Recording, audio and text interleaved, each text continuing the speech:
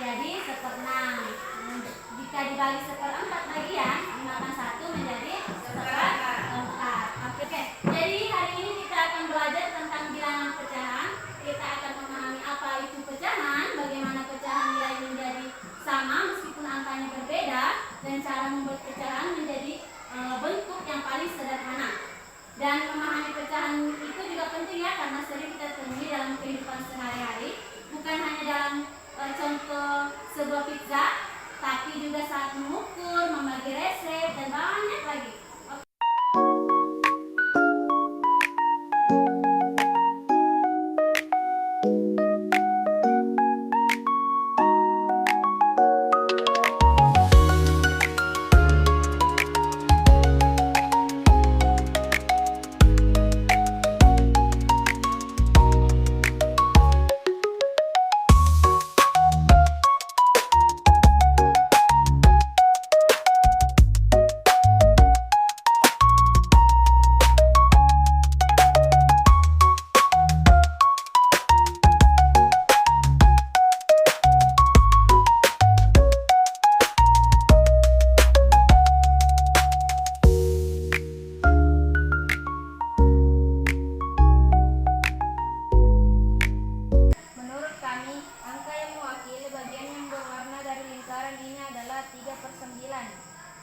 Oke. Kemudian mengapa kalian berpikir demikian?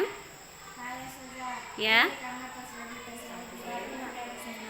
bagian yang sama besar yang dimana itu sebagai penyebut, dan ada 3 bagian yang diwarnai yaitu sebagai pembilangan.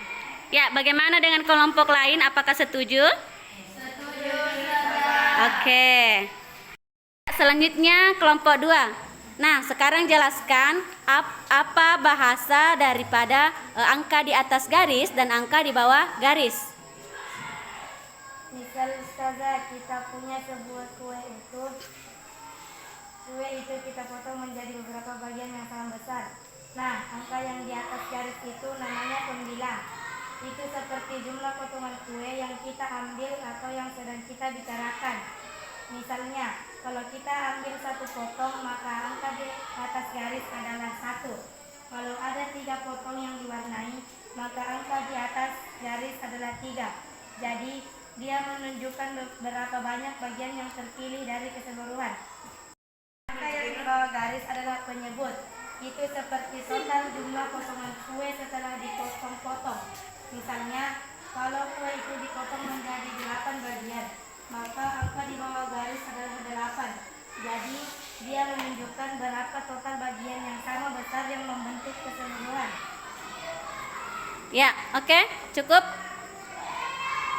Ada yang memiliki jawaban yang berbeda? Tidak ada, ustazah. Oke, jadi intinya adalah angka di atas garis adalah bilangan pembilang dan di bawah garis adalah bilangan penyebut. Ya, silakan kembali ke tempat masing-masing.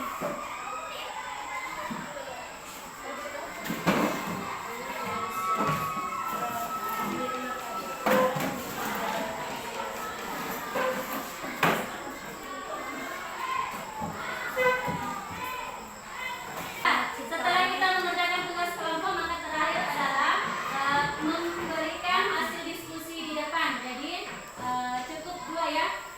Oke. Pertanyaannya adalah berikan penjelasan tentang pengertian pecahan. Saya sudah. Ya, silakan naik.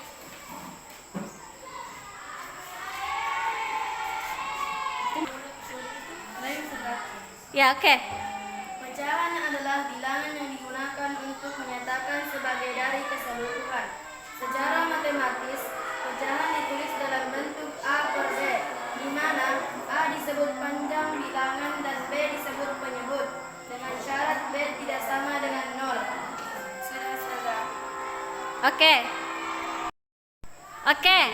Selanjutnya silakan perwakilan dari kelompok siapa yang akan menjelaskan pecahan senilai dan cara menyederhanakan pecahan. Ya, silakan.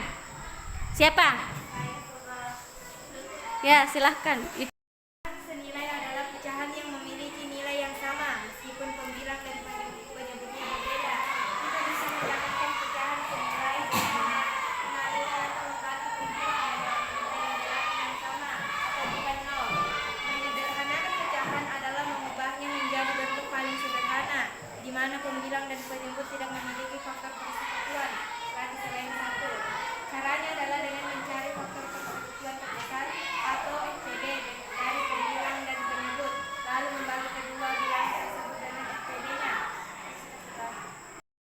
Oke, jawaban teman kita yang mewakili tadi adalah benar sekali ya. Jadi berikan tepuk tangan yang meriah untuk kita semua.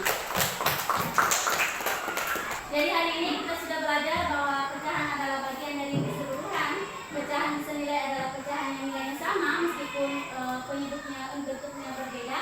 Dan kita juga bisa mendapatkan dengan mengalikan atau membagi pembilang dengan penyebut dengan bilangan yang sama. Nah, terakhir, menyederhanakan pecahan berarti membuat pecahan menjadi bentuk yang paling kecil atau paling sederhana dengan cara membagi pembilang dan penyebut dengan SPB-nya. Jadi diskusi kalian hari ini sudah sangat aktif, Ibu bangga dengan kalian. Jadi materi kita selanjutnya adalah penjumlahan dan pengulangan bilangan pecahan. Jadi sebelum kita tutup pembelajaran kita hari ini, maka marilah kita berdoa bersama-sama agar supaya